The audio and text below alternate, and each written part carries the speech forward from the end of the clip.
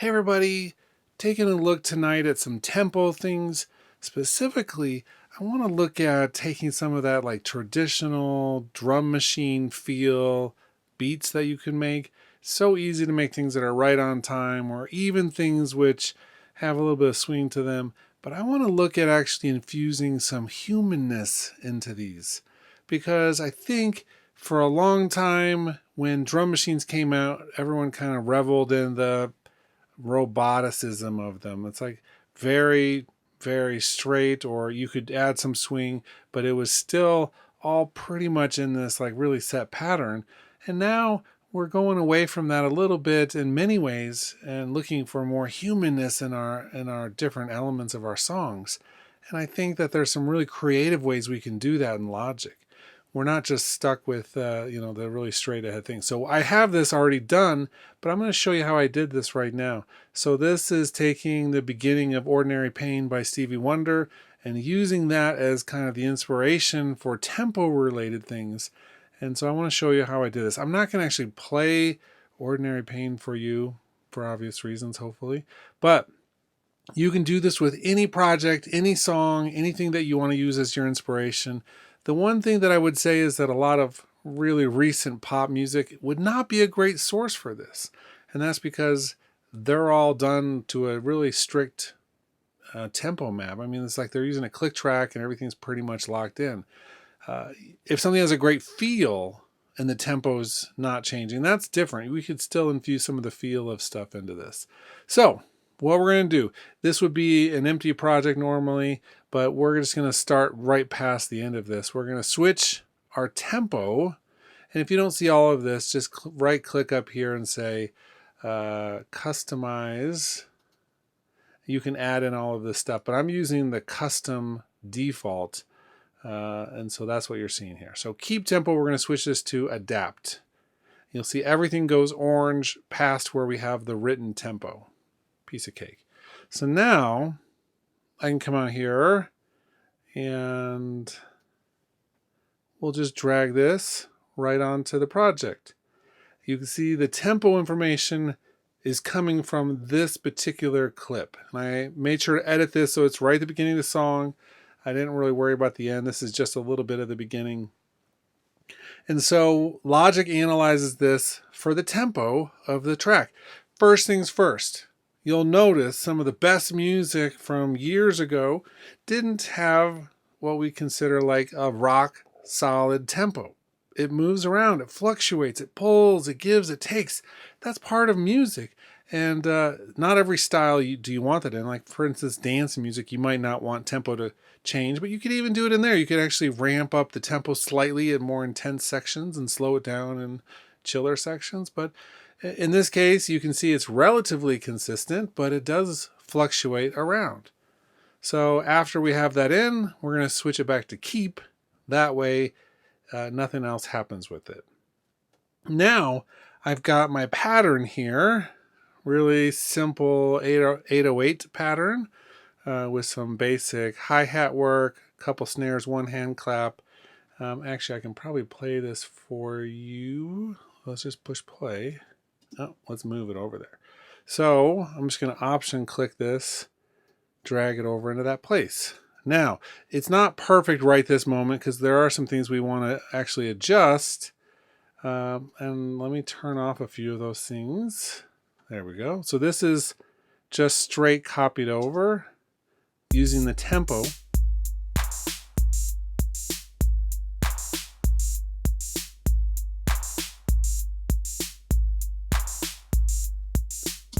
And so what we're doing right now is just using the tempo information.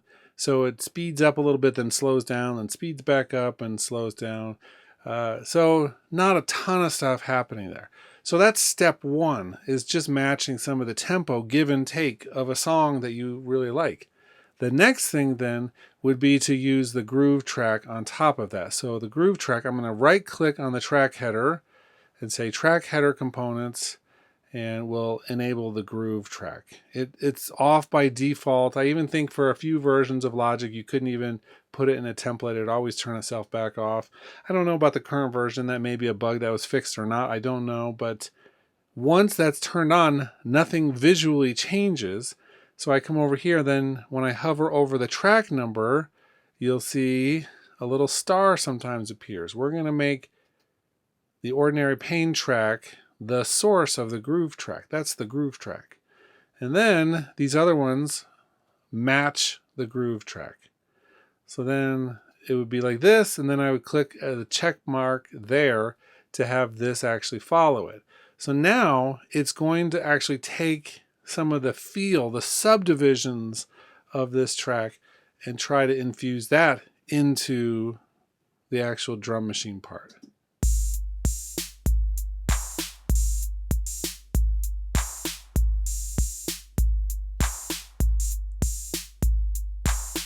You'll hear a little bit different feel in there now.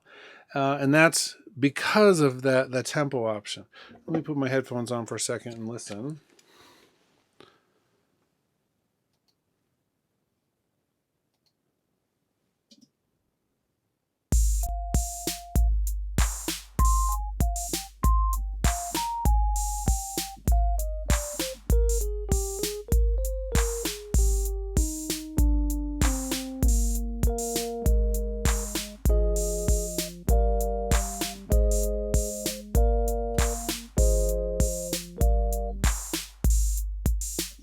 It's subtle, but it's definitely there, meaning that we're getting some of the original tracks now, tempo and character, into this drum machine.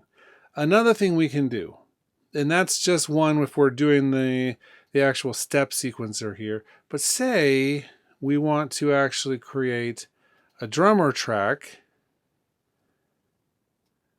and let's delete all but the verse here.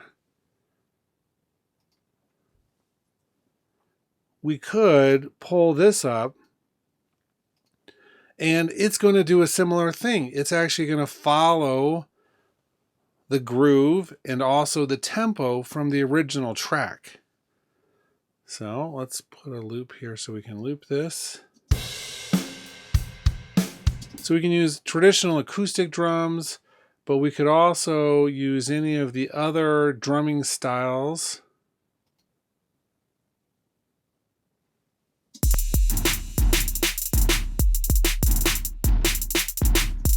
And I find, just depending on the original source material, sometimes a more simple approach to this actually works better. But not all the time are we going to come up with, full-on success here. Sometimes we actually have to adjust some of the swing settings as well to get that just right. Okay, so that's another option. You have to tweak it around a little bit.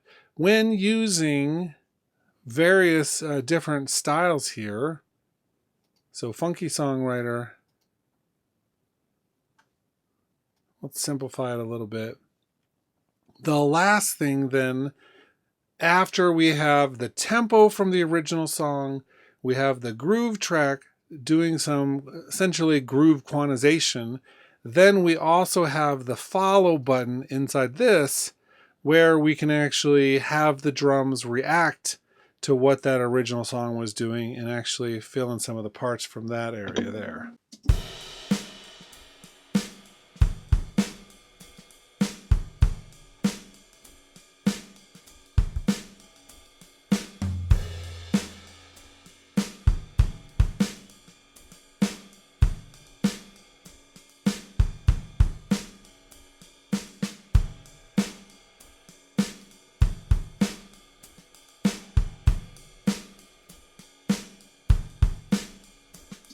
And with that one, I think I'm adjusting the swing more just to get that to really fit in. But it does work. It creates something in the feel of that song.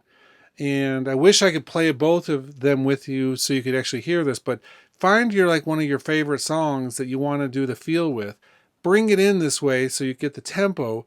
Use the groove track. And then if you're using the drummer, start using the follow thing to see if you get it just right. And then once you actually listen to both of them together and get that feel exactly how you want it, then you know you're on to the right thing, and you're going to be able to get that feel however you want. So the end goal of this is always to get the feel like something that you want to emulate. I mean, there's nothing wrong with emulating other things that have, that exact thing that you're looking for.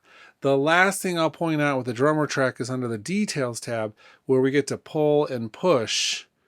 And so we can actually really match that very tightly to get it even closer to the original. If it's more of a pushing feel, or something that's really restrained and you're behind the beat a little bit, then you can do that here as well. Okay, so just to recap, we're using we're using a different song as the source for our timing, for the tempo, for the groove, for the actual kick and snare pattern, for the overall swing and push and pull feel of the drummer. But a lot of this we can do, as I showed originally, with the step sequencer with our own pattern. So this one doesn't have all of the same stuff, but it certainly has a lot of the same elements. I mean, this is MIDI, and both the tempo and the groove track will affect the MIDI timing. And so you have a lot you can do with that. If you push the additional information here, that's where you can set some of the swing and add some of that swing in here as well to help match it even further. Okay, that's all I really wanted to look at tonight. Hope this was useful. Hope that you can see just how powerful we can work with other songs using not only the adapt project tempo, but all these other tempo options.